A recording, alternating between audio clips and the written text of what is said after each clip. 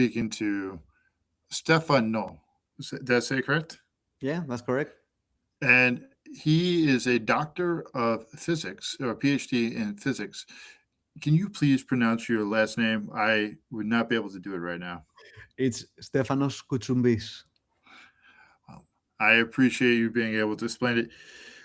He's an interesting guy. I came across him off of Podmatch, and he grew up in Greece. He traveled Europe, and then he got into the mental health area of being a coach. And when I saw his application on here, I was like, "Wow, this dude just seems like a very interesting guy, and I would love to talk to him." How you doing? I'm fine, Will. It's a pleasure and an honor being with you. Oh, I appreciate it. So we'll just jump right in. So you were 18 years old when you left your home. Where did you go, and was that before or after you were in the Greek military?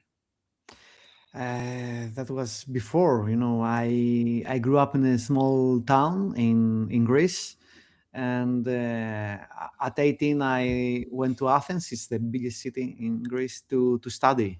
So I studied math and physics, and then I did my master's and PhD on physics. I was doing research on polymers, on plastics, and this was until 2020, 2017. Yeah, 2017. So I know you said that you spent a year in the Greek army. Is that a normal thing for Greece? Like, to actually every year everybody spends a year in the military, men and women, or just men? It's mandatory to spend one year more or less after 18, and you can postpone it for some years when you are studying, like I did. So when I joined the army, I was 26 at that point, and or 27, and most of the other guys in my platoon, in my group, they were 18, 19, 20, something like that. So it was an interesting experience, being back with kids who just went out of school, and me coming up from all this experience in my life and being in the same place and having to rediscover socializing actually with people I didn't knew and who were from very diverse environments actually. It's yeah, it would be very, very different, I would think, because you just got done with your doctorate degree. Now you're back in the same mentality with some people that just never left home at 18 and 19 years old, where they're still full of that piss and vinegar. And how old would you say? About 26, 27? Yeah, yeah. I realized in retrospect, that is, that I was not mature enough at that point to judge that I was not in the same mental space with the rest of the people that I met in the army in general. I was studying for so many years, I was into my head, and then when I went out and met either the other kids or my supervisors or the people, the how do we call them, the higher ups in the who are working in the army, Officers the or staff officers. NCS? Yep. Yeah, the officers. So I didn't realize that the officers were coming from a different mindset, at least not from studying and learning, but from working and making it and being in high alert because something might happen at any point in their lives. So this was a part of what made it actually a hard experience for me being in the army. Well, they do say that younger kids. So I was 19 when I joined the U.S. Marine Corps. They say our brains are very plastic at this time. They're very malleable, and they can be able to be changed. And I would think a person that had that type of academia, it's like you have delayed so much gratification where when they're trying to push or pull and coming from a scientific brain, it's like, why? Why are we doing this? And just coming at it from a place of curiosity instead of just instant response. I did. I wanted to try new things when I got into army, and I voluntarily I went into the special forces of the Greek army, where the training was much harder. We were supposed to learn different tactics and use different tools, different guns, etc., which was pretty exciting. And I did have some nice experiences there. I mean, with helicopters and boats, etc., which was interesting. But in any case, I took a road that was much harder in training and mentally much harder to prepare for. We had to go through long some marathons with our guns and stuff, etc. We had to deprivation of sleep. We have very intense trainings, and the hardest part was not the physical one; it was the mental one. And this is what people there were trying to prepare us for that. Okay, if something bad happens, you'll have to take some really bad abuse, and we were trying to learn this, and this was the hardest part at that point for me. It was easier for the 19-year-olds. They could take it much easier. They could bounce back easier. It was very very hard for me. Well, rucking is always a fun time with your buddies. Going on 15, 20 kilometer rucksack Mhm. runs. And then all of a sudden, like where people are doing sleep deprivation is it's always a really thrilling time. I'm being a little bit facetious when I'm saying this. It's Mhm. yeah, I would actually imagine like so it sounds like you went to a thing like Sears, survive, evade, resist, escape type of training. It was not that heavy as you mentioned it, but it was made to be a light version of that. Yeah, yeah, exactly. So after you left the Greek army, so is it like a just a 1 year contract and then you're done and then now you could be able to proceed with what you would like to venture into? Exactly. That's the thing. You're learning how to defend, or to be prepared in case you are ever needed.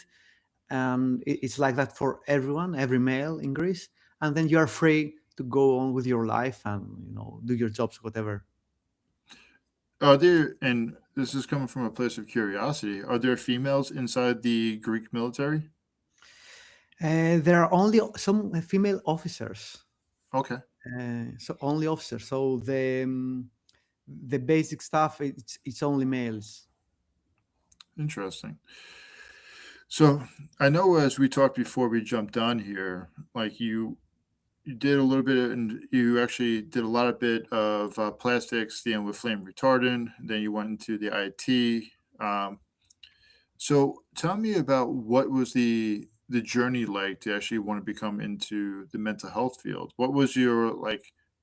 What was your relationship before that you started to want to like work in this field? Mm. Uh, y- okay, I started when I was in school. I was very good at maths and physics, and this is why I studied these things. So I was always very technically oriented in my mind, in the way that I'm thinking. And over the years, I realized when I was a student in university, I realized that I lacked some skills in socializing, in meeting other people, in processing and in processing emotions. And I can tell that I was really unhappy for many years in my life. I mean, school was okay, but I didn't feel good at all. I was depressed for some years. So I started, you know, trying to learn more about this and work on myself.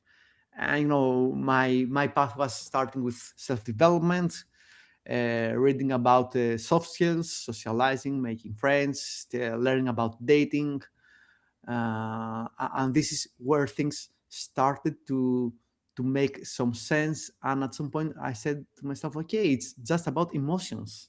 I have a very strong I have strong cognitive skills in understanding logic, but I can't process really my emotions. I can't process other people's emotions. I don't understand this language.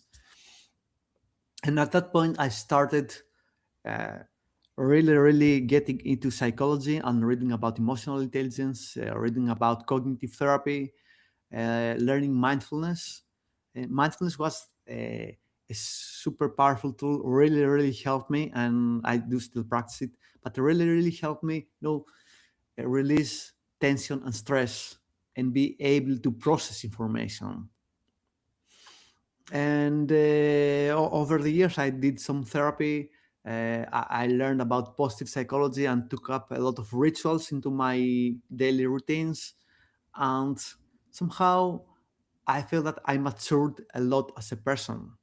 When I was 26, I felt that, okay, I'm physically 26, but in maturity level, I feel like 15 or 16.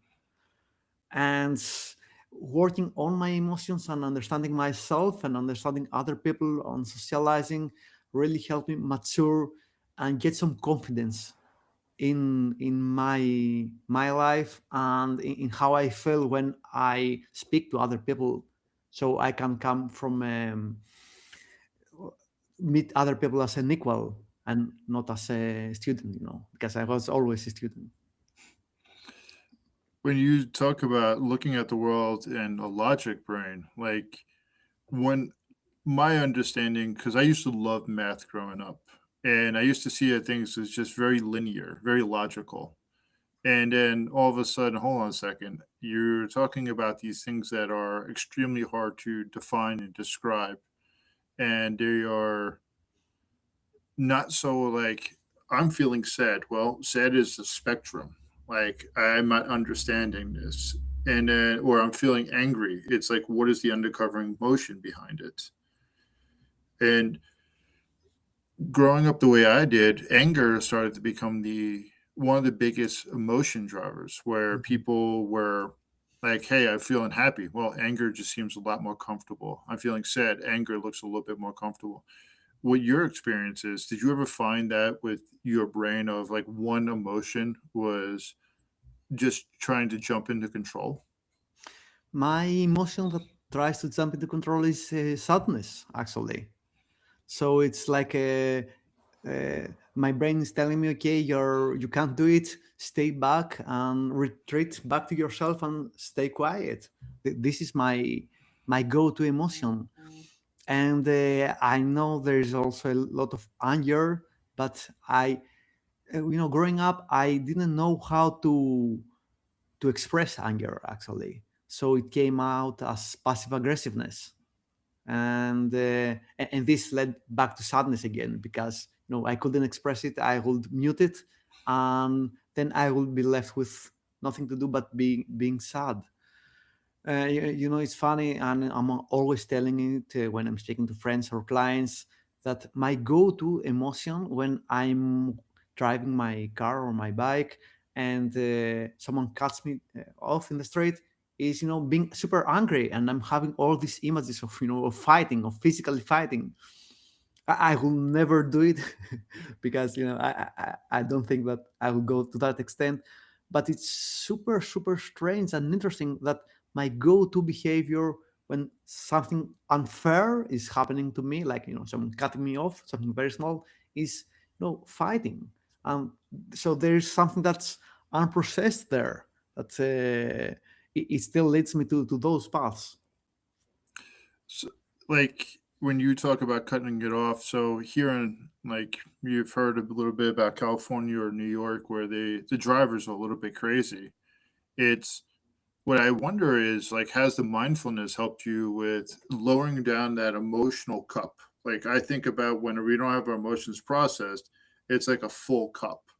And then anything else is just like the tipping point to it. It's the pour over point.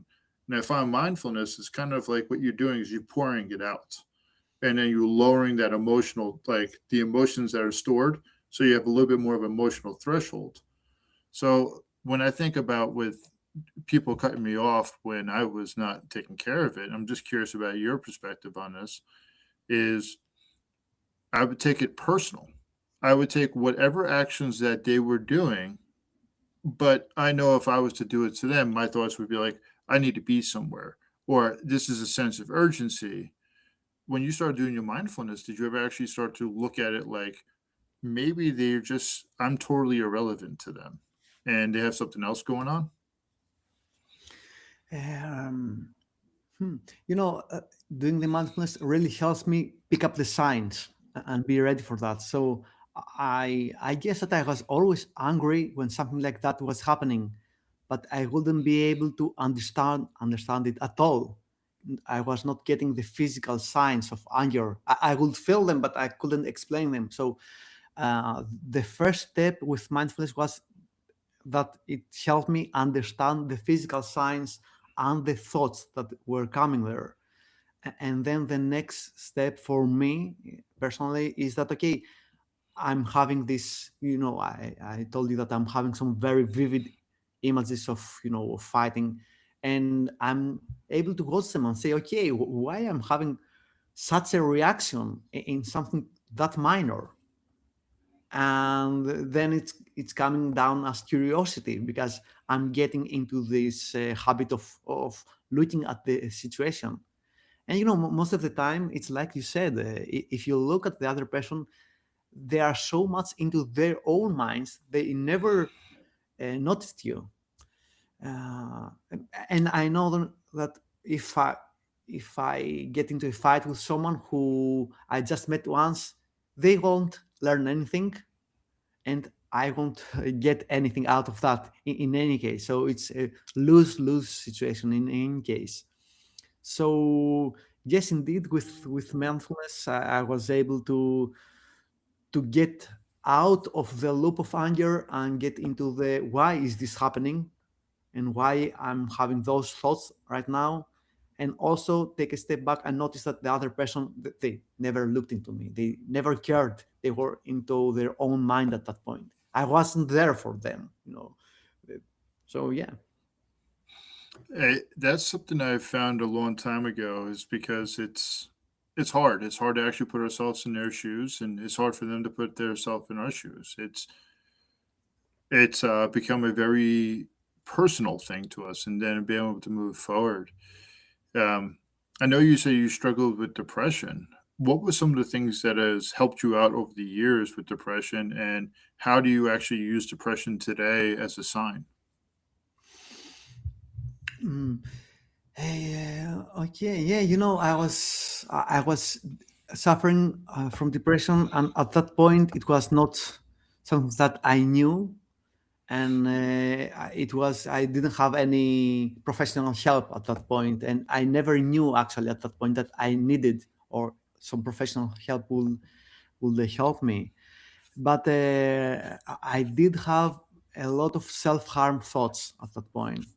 And later through reading, I learned that having self-harm thoughts is a symptom of depression. Actually, this is a sign that you are depressed, and psychiatrists and psychologists and therapists know that, and they treat it that way. So depression has cycles, and it can take from 3 to 6 months to maybe 9 months, and then you relapse. And I was in some of these cycles. Some were deeper, some were longer, but more or less, I would relapse at some point on my own. And when I went to therapy, I went with a different uh, request for my therapist. It was, to be more comfortable with myself and to feel all the goods that are happening in my life, to feel them also inside me. But while I was there, I learned a lot about how to process thoughts and emotions. And I think this is why nowadays I'm feeling better, because I learned some skills how to process the thoughts, find my patterns, and cognitive behavioral therapy (CBT) was really helpful there. Find my patterns and learn to recognize them real time, so I won't get into bad loops. And nowadays, I have some good days, I have some bad days, but somehow I learned to take care of how I feel, so I won't slip much deeper into those, into what can be a really long cycle of depression, actually. Hmm, that's interesting. Like I know you said kind of before it will creep out or creep up sometimes, and like what kind of signs do you have when it starts to come up now or reemerge? I have a trauma sign, and this is having self-harm thoughts. So when I'm having some self-harm thought out of nowhere, for me, it's a sign at that point that, okay, my past traumas somehow were again reinitiated, or something pressed a button into me. And when that happens, I've learned to take some steps back and some space from what is triggering my trauma. And so this is one thing. And the other thing is that we all have good and bad days, but at some points I realized that for the last 5 or 10 days my mood is super low, and I can't find exactly what is the reason behind that. But I know that I'm complaining more, I'm not finding satisfaction in things that I still do, and I'm always ruminating, ruminating about things that happened, and I'm thinking again and again and again on the same thing. And this is the sign that, okay, I should take care a bit of my mental health at this point. If I would make an analogy, I would say that with physical health, I would say, okay, when my back starts to hurt, I know that I haven't exercised for a couple of weeks, and I'm saying, okay, let's go back to the gym because my back is hurting now. And I learned to recognize it in the same way with my mental health, that when my soul hurts, when I'm ruminating a lot, or when I'm having low mood for a lot of days, I learned to recognize that, okay, let's go back to the mental gym. And for me, it's journaling, and it's mindfulness, and it's uh, positive habits. I appreciate that you're giving that explanation because even an analogy is a lot of times we don't realize these warning signs. And it's when these warning signs come up, they're kind of a blessing, even though that they bring on these negative things of like, oh my God, this is happening again. And it's like you knowing it's not a runaway train, but what it is, it's just, hey, here's a sign. Please look. This is what's going on. You've been here before. Welcome back, but please turn around. This is not an area that you want to go back to. Exactly. Yeah, exactly that. So, when you decide to get into this field of being a coach and helping out men, what have you learned about yourself during this way? And what have you also saw similarities between the men that you've been helping? It's very, very interesting because I'm always hearing a lot of different stories from people, and I'm getting all these perspectives. So, my diversity, um, I'm accepting more diversities, and I'm accepting that people are coming from different backgrounds and have different problems. And I couldn't ever have all these experiences because these are collective experiences. So I'm getting a lot more empathetic, and a lot more understanding, and a lot more respecting actually for what people have been doing with their lives, because there are a lot of men out there that are really impressive. It's really impressive what they have accomplished with their lives. No one will recognize you. No one will recognize you for what you are doing because everyone is doing something. But I learned to respect a lot people for their accomplishments because even when they are struggling, they are still are working.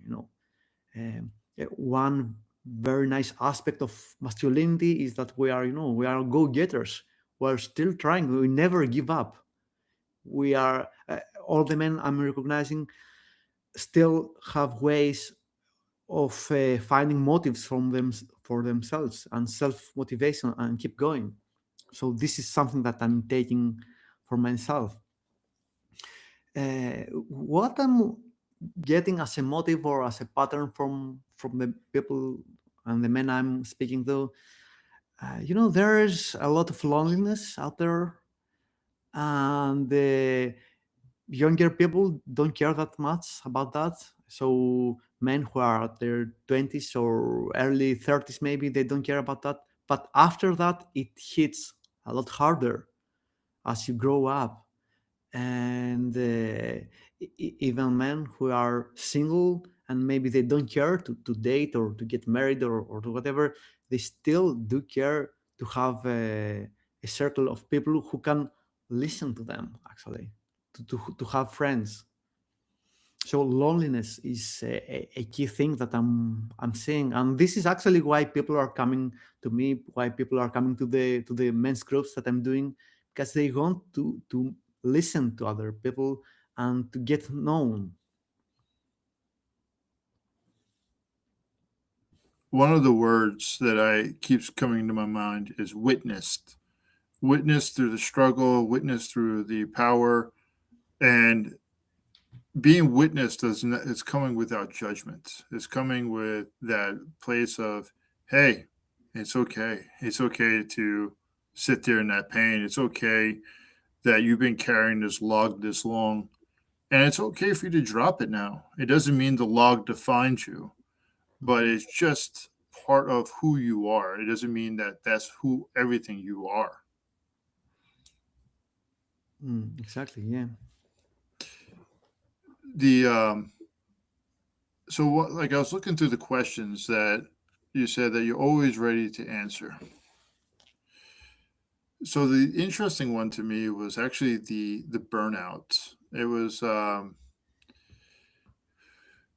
sorry. How is modern masculinity contributing to stress, burnout, and emotional disconnection in men?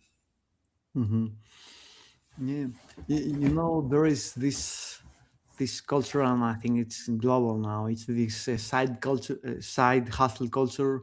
You need to have one job, and then in your free time, have a second job, and then maybe have a side hustle, and work 24/7 all around the clock. And this is the only way that you are gonna break free from. I don't know from what, but this is the only way that you are gonna break free and make it and be important and be successful. So we have a culture that pushes us to work 24/7 with zero satisfaction in what we're doing. We don't care. There's a lot of actually um, a lot of self-help books and videos, etc., that they are telling you that it doesn't matter if you don't like your job, just keep doing it as a chore until you make it. And this is really a recipe for burnout. Being in prolonged periods of stress for whatever reason with no rest, actually. No one values rest. And scientifically, we know that stress can be helpful, and it really helps. You were in the army, you need to be stressed where you are in a combat. If you are an athlete, you need to be stressed when you are training or when you are competing. Stress helps you at that point. And when we were back in the jungles, i- when we saw a tiger tooth or something, you needed to be stressed at that point and run for your life. So stress is helpful. but so is rest, and we need equal periods of rest after periods of being stressed. This is something that we don't give to ourselves. We don't allow ourselves to rest. There is a lot about sleep. We think that okay, sleep is lost time. We should be learning or working or socializing or doing something that's important or productive with our time instead of sleeping. So a lot of people are depriving themselves from sleep, which is actually crucial for for your body, for your chronic illnesses, for fatigue, for pains, and it's also very important for our brains, for memory and for neuroplasticity to develop. So we have a culture of being always close to burnout, you know, climbing up the stress ladder and pushing ourselves to the edge of diminishing returns, because we know that if we overdo it, there are some diminishing returns and we won't get much out of our job. But we are always there on that cliff of stress, and we're pushing our limits and expect to make it like this. And this is something that doesn't lead to short-term happiness. It doesn't lead to long-term happiness, and actually if you overdo it, it doesn't lead to productivity actually. So you lose all the things that you were trying for. And this is part, of what we think a man is: someone who keeps working, keep pushing no matter what, never reflects, or always keep pushing. While you were talking, the image of a magazine that holds rounds in it, if you keep a magazine under tension, like so when I was in the Marines, we had 30 round magazines. We put three tracers on top, stack it full of like 22 regular ball rounds, and then stack it with another one more tracer, actually two more tracers at the bottom. And what it was, it's when you're just underneath that tension, and if you don't pull it out, you don't re-stretch out the spring, what happens is that that thing just stops being able to bounce back, and that's the diminishing returns with guys and with people in society. And you talk about the side hustle culture. It's like we're going to continue to grind, but what for? What else are we sacrificing? What else is the beauty of life? And are we just on this treadmill trying to go nowhere fast? And when is enough going to be enough and be able to appreciate the life? Mm. This past year I have been working a lot of myself on myself to build some gratitude practices in my practice. And what we know is that you can live in a palace or you can live in a hut and still be uh, in the same levels of happiness. It hasn't to do with external things how happy you are. So one thing that we need, and I try to keep asking myself, is that okay, if I'm not happy with the things that I already have in my life, how do I expect to be happier when I just get the next goal? And I have enough experience in my life now to say that okay, I did try to hit the next goal, and when I got to that one, I was not happy. I wanted to do a bit more and a bit more, and this is really a treadmill, like you said, and you never get to the top. So if we don't learn to be grateful for what we have today and be happy with what we have today, how more things will make us happier? It never happens. And I'm not telling this uh, philosophically. I'm telling this out of my experience with trying to get more things and making it, and still not finding uh, what I was looking for. There's the motive behind why are we trying to why are we having families, why are working for our families? Why are we making more money, or why are we making success and fortunes and legacies?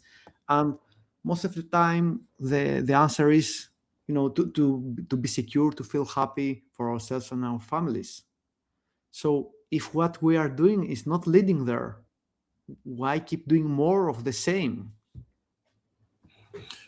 Well, I've actually been pondering this question, and probably about 4 months ago, maybe 7 months ago, between that time, 7 and 4 months ago, I was like, I actually have been enjoying the grind, which is actually weird to say. And when I started to reshape that narrative, I'm like, if I didn't like it, I wouldn't be doing continuously doing this. But the other question that's come to my mind is, when am I willing to let go of these past identities that no longer serve me and choose to try a different character or a different role in my story? And that can sound funny, but it's like, if if I'm all I'd done is to actually work out, or I'm only known to go be a runner or be a reader, am I actually developing my personality during the whole time that I'm experiencing it?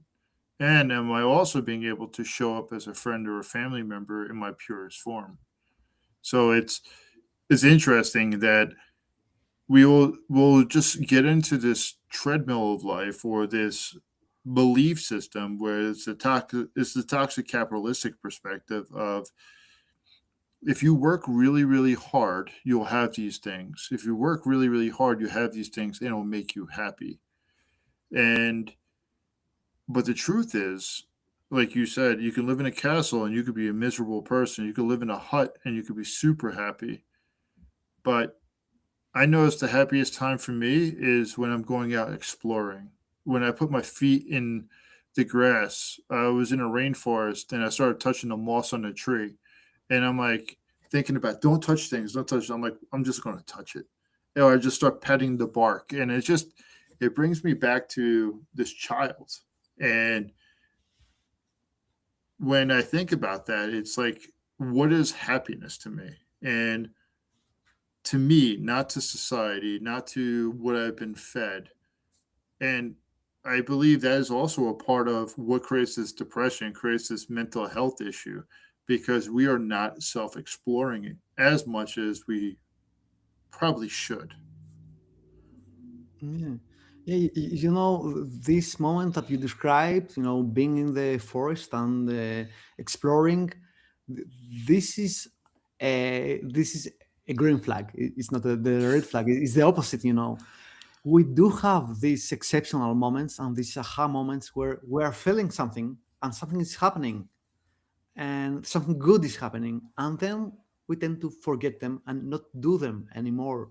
So if in your case that this thing gave you some kind of meaning and some kind of spiritual experience, and something interest, and you liked it, we don't care. And this is what I learned from positive psychology. Actually, we don't care why this worked for you, but it helped you.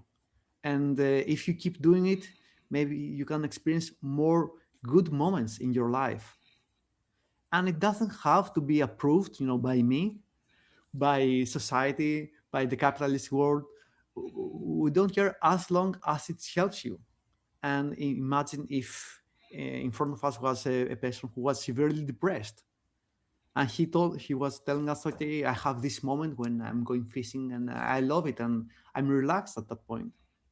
We'll never advise him to go to work, or or to go to do something else. We will advise him to fish, go for fishing more, since this is working for you and this is helping you. Because when we are looking at other people and when we're looking at other people to help them, we're having this kind of compassion, and we want them to be good, and we are giving them the right advice. Okay, do something that is good for you. But we rarely do that for ourselves, and we tend to miss those things that make us feel good, and we forget. And I know from my experience as well that I've done a lot of different things in my life that I did enjoy at that point, but I didn't pursue. I haven't learned to pursue good things, and I have to keep exploring and keep learning and keep learning to pursue things that make me happy today, because I know that if I don't, and I'll be back in the same loop.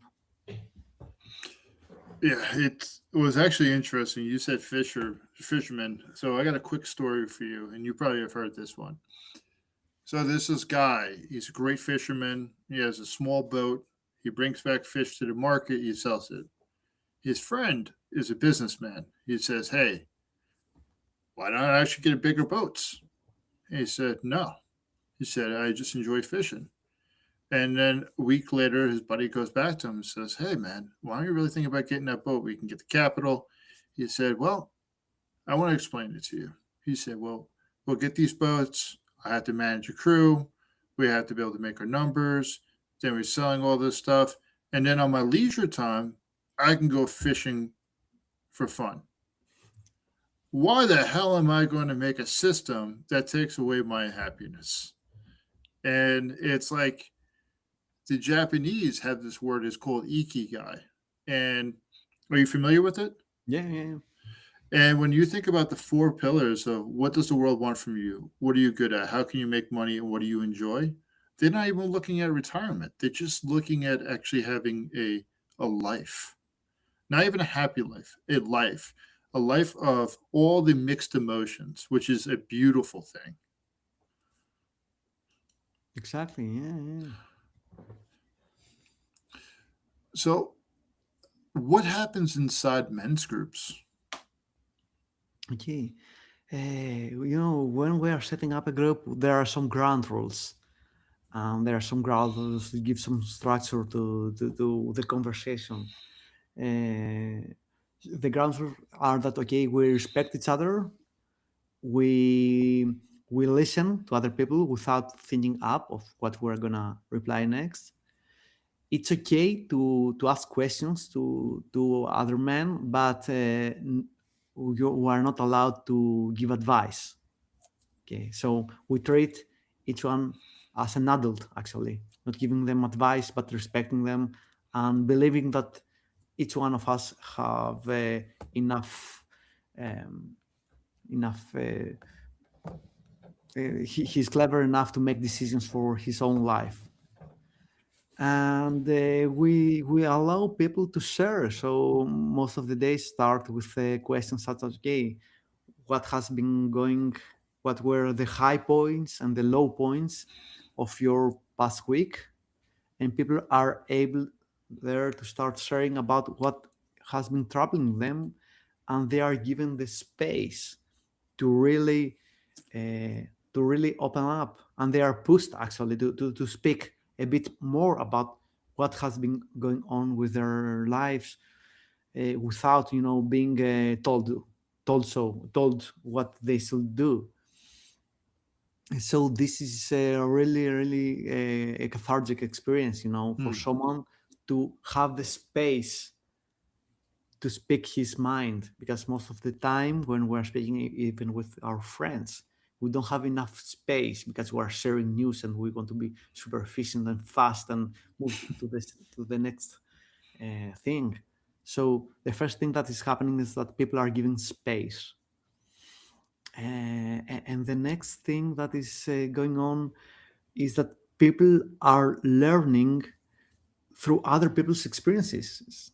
I haven't been married. I'm engaged, but I'm meeting people who have been through divorces, and they have children. And this is a learning experience even for me facilitating this.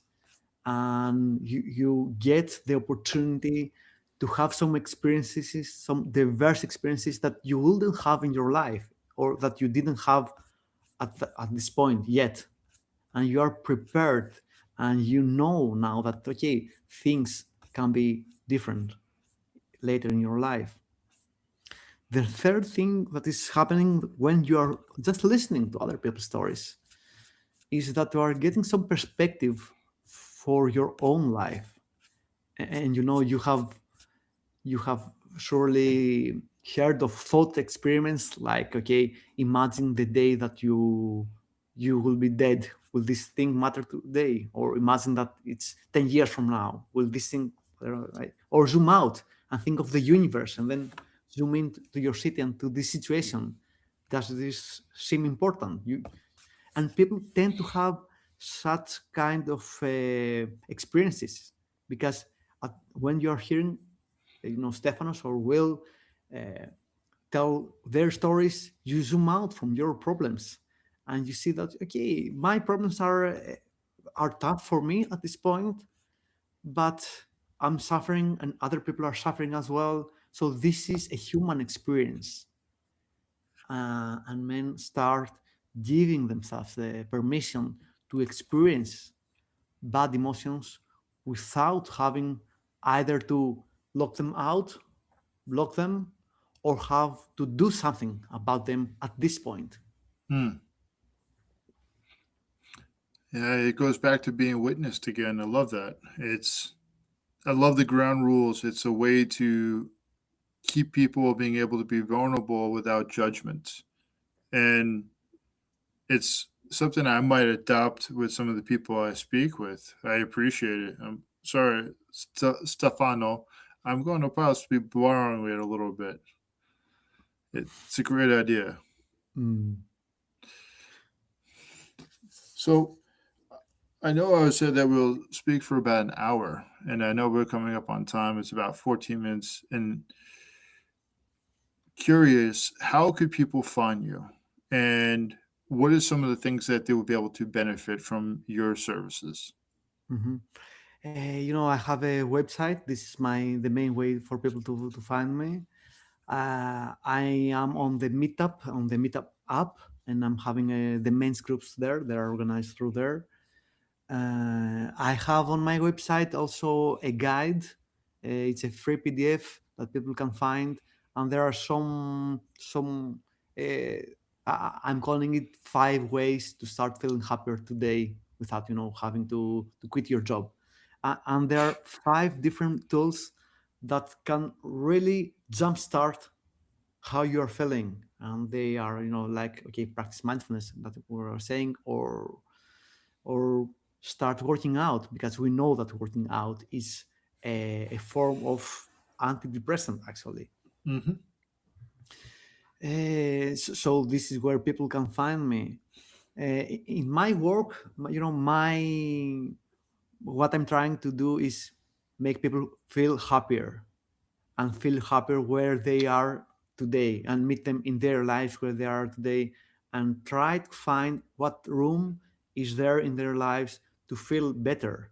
No, not to be the best version of themselves, to be super happy or super hyped all the time, but start feeling a bit better with themselves, and feel really, really content with their lives and what they accomplished.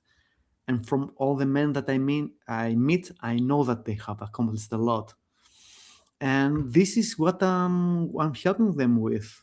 There are some tools that we're starting to work with, and they are about developing self-insight and learning our strengths, and what has been working so far, okay, and then we find what hasn't been working well and what steps we can take.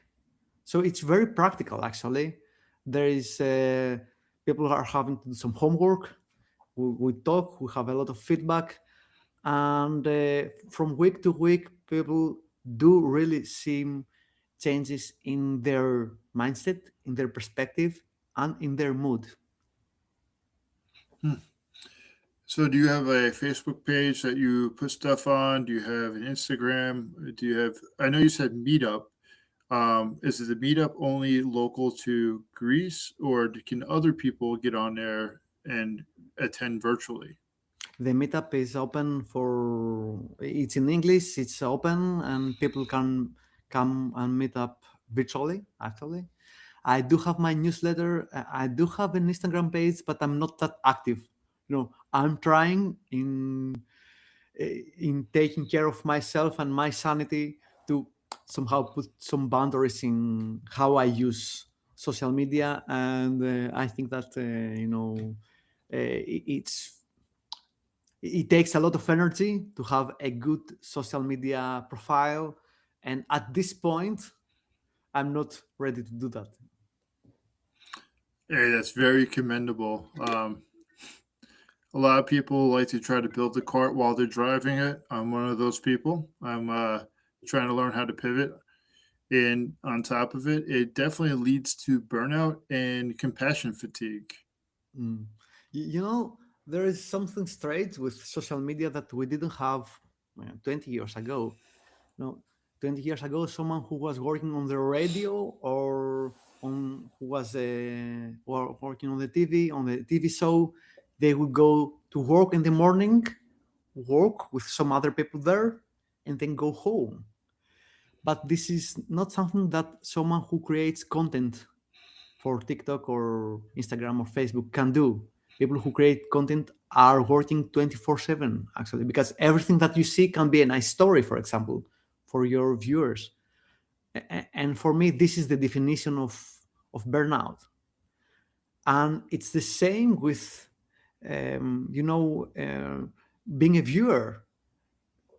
20 years ago, I would, go through the different channels on the television, and at some point, no one will come up and I will close it because I was bored.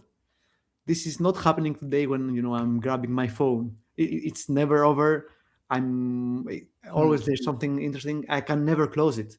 So there are no those natural rhythms that we have in our lives of waking up, working, going home. They do not apply to modern social media, and this is why we're having a problem with them. So many addictions and so much burnout actually.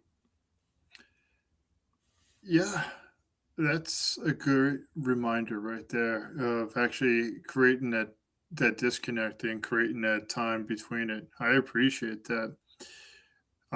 What kind of words of wisdom would you give to anybody that is listening to this or anybody that might be struggling? So, to give you a heads up, it's about 50-50 of the audience are men and the other 50 are women. Hmm. Okay. My I will say something that I've learned from my teacher on positive psychology, Tal Bersahar, and he's always mentioning that happiness is the ultimate currency of our lives. Mm. It's not dollars, it's not euro. It's happiness. This is why we're struggling. This is what we should be struggling towards, to being our happier versions. We don't have that much in ourselves as a value. Certainly not as men.